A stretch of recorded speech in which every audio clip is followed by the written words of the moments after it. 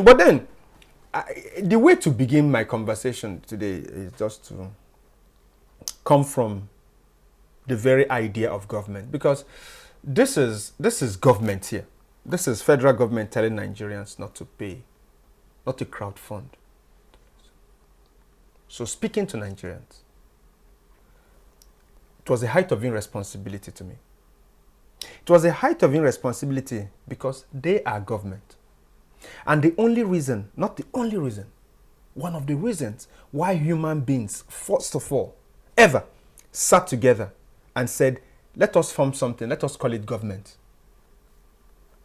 One of the primary things was security. Because you know, our evolutionary trend, when we were living in caves, the strongest will have his way anytime. And so it got to a point when we needed people to regulate activities. And so say, okay, let us all get a set of people who could say, no, this is wrong, this is right. No, don't do this, don't do that, right? This was actually where we started from. Man wanted security. So, like, you come to the Nigerian Constitution, Section 14, subsection 2, B, paragraph B. The primary purpose of government is security and welfare. So these are the two primary things.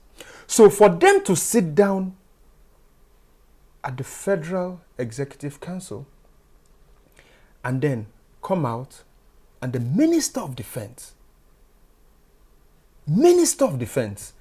adds that in his speech is unfortunate. It's quite unfortunate. That is one.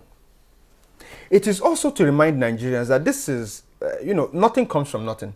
In 2022, there was something that happened in April 2022. Then the Ninth Senate, what's his name now? Our fat brother, Ahmed Lawan. Okay. Yeah, the Ahmed Lawan-led Senate. Yeah. They passed a bill in April 2022 criminalizing payment of ransom. Yeah. But there's also some portion of that act people should pay interest and attention to. And that is where they also place punishment for kidnappers. And the interesting part of it was, if a kidnapper dares allows his victim die in his custody, he goes in. Capital punishment. But then, if his victim is released on hot, life imprisonment. Right. Now, they have been consistent in reminding us not to pay ransom.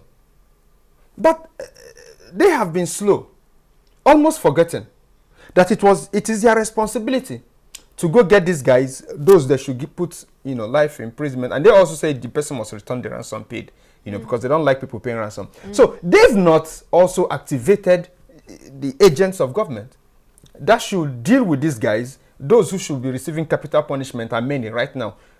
So they don't talk about that one.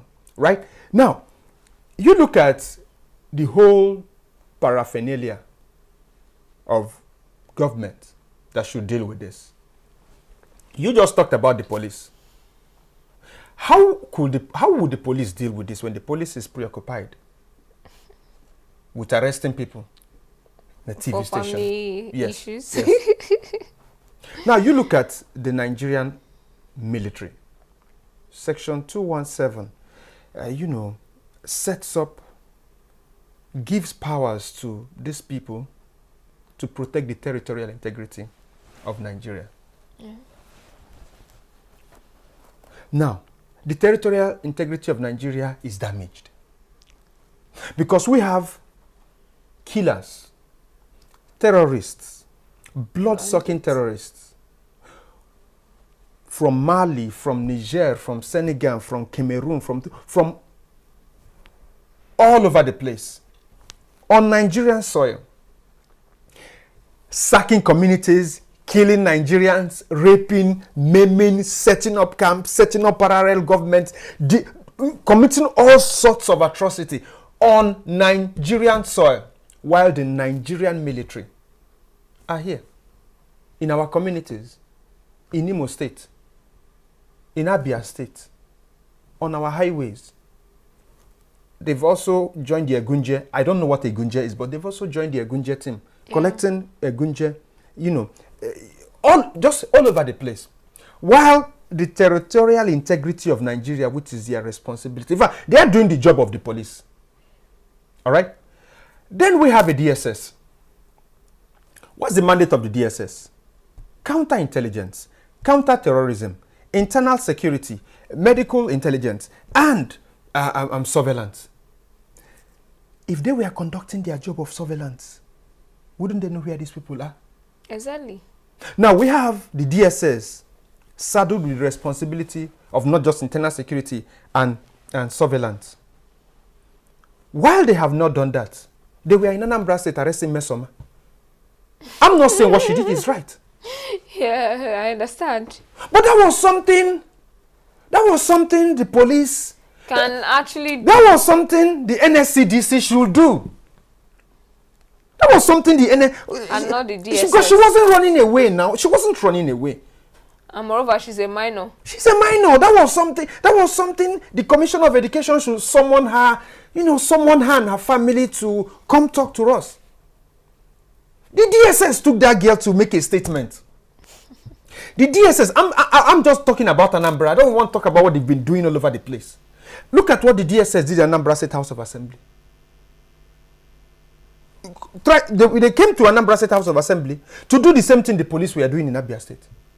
To arrest a House of Assembly member who a big man had written a petition against. He wasn't running away. I keep repeating this. He wasn't running away. If I'm hiding, if you invite me and I'm hiding away, I'm hiding. Then you understand. So that is why the DSS is doing this. Nigeria is burning.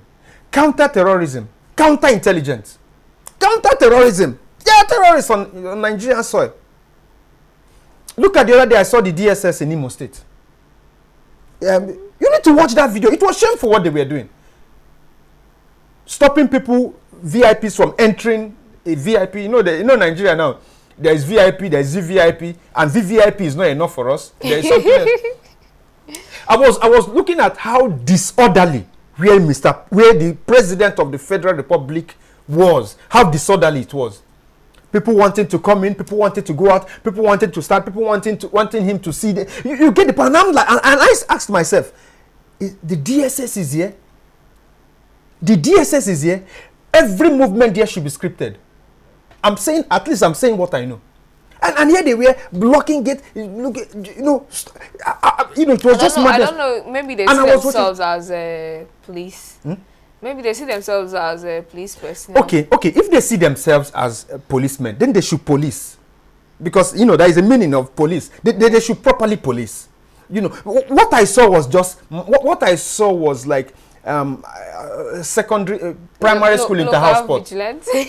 No, local vigilante. You keep insulting these people. These guys at least the ones in my estate, they are good. They are good. They are good. I'm just saying they are bringing themselves too low. No, they were acting honestly. A primary school inter-house sport. Primary school inter-house sport, right? Why I say primary school inter-house sport and not secondary school inter-house sport is that at secondary school there is a head boy. At secondary school there is a games prefect. At secondary school your brain is matured enough to understand what it means to take orders, to follow instruction. At secondary school, you can be told, okay, nobody moves beyond this line, nobody does this, nobody does that. At secondary school, yeah. But at primary school, everybody comes into the field and shows their excitement.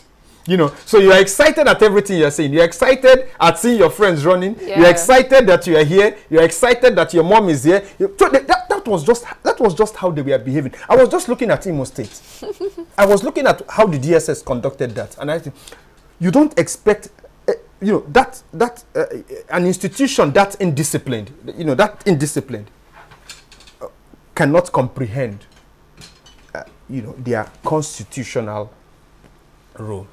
And then, Mr. President, I mentioned all of these people because they are the tools in the presidential system. These are the tools he has to deal with insecurity. These are the tools he has to deal with insecurity. So that's their madness.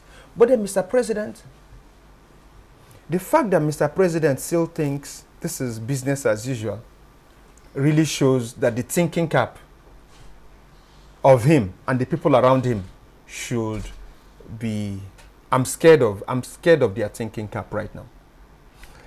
Why do I say this? He commands, the Constitution gives him the operational deployment use of the military. I think section 218 of the Nigerian Constitution. Now, he has failed to use his powers given to him by section 130 of the Nigerian Constitution. He is the commander-in-chief. So the commander-in-chief should not come out from a meeting and then we get to hear he has given marching orders. He has vowed not to rest, because that was what they said, that he has vowed, the won't rest.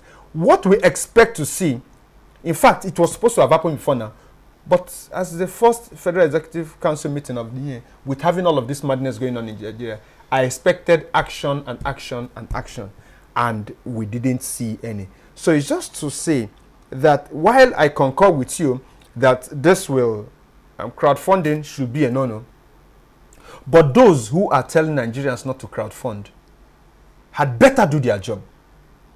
You do your job and then you tell me to do my job. You deal with these guys. You go after them. And then you tell me, look, to help in this fight, you have a role to play. The role you have to play to stop kidnapping, not to encourage kidnapping, is please don't do this. Please don't do this. Please don't do this. But why you tell me not to do that? I should see what you are doing. And so that is it.